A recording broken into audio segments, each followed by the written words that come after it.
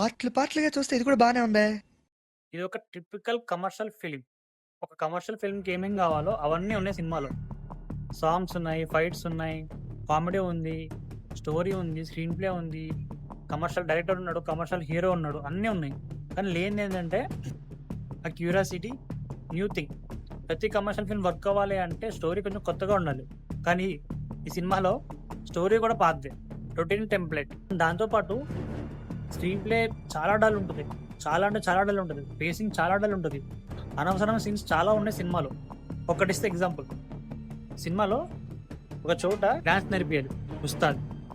ఆ డాన్స్ సీన్‌ని అసలు అనవసరంగా పెట్టారు. అసలు అవసరం లేదు ఆ సీను. అదుంది.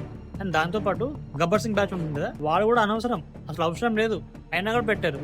అనవసరమైనవి చాలా థింగ్స్ ఉన్నాయి సినిమాలో. సో, దానివల్ల చూసేటప్పుడు అంత బాగా అనిపియలేదు అసల. అండ్ ఇంకోటి 'హరిశంకర్' గారు 'శ్రీలీల' గారిని తీసుకున్నారు. ఒక అర్థం ఉంది. 'రాజశేఖర్' గారిని తీసుకొని 1% అయినా యూజ్ ఉందా సార్? చెప్పండి. ఆ క్యారెక్టర్ వల్ల 1% అయినా సినిమాకి యూజ్ ఉందా? ఇద్దరు హీరోయిన్స్ పెట్టాలి కాబట్టి పెట్టినట్టు ఉంటుంది గానీ, అసలు స్కోపే లేదు. 'శ్రీలీల' గారికి కొంచెం స్కోప్ ఉంది. బట్ 'రాజశేఖర్' గారికి అసలు ఏమీ లేదు. అండ్ వీటిలతో పాటు విలన్.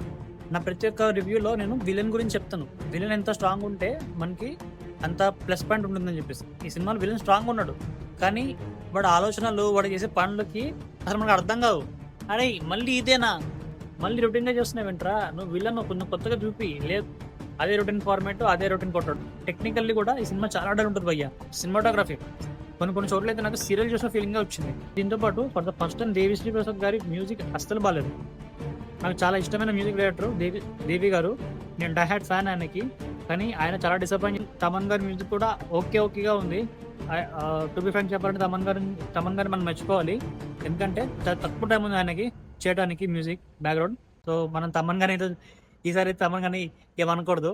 సో, ఇట్లా ప్రతి ఒక్క స్టేజ్‌లో, ప్రతి ఒక్క క్రాఫ్ట్‌లో చాలా మిస్టేక్స్ ఉన్నాయి. ఫైట్ సీన్స్ చేసేటప్పుడైతే మీకు కనిపిస్తాయి. మన సినిమా చూడొచ్చా అంటే one time watchable only for PK.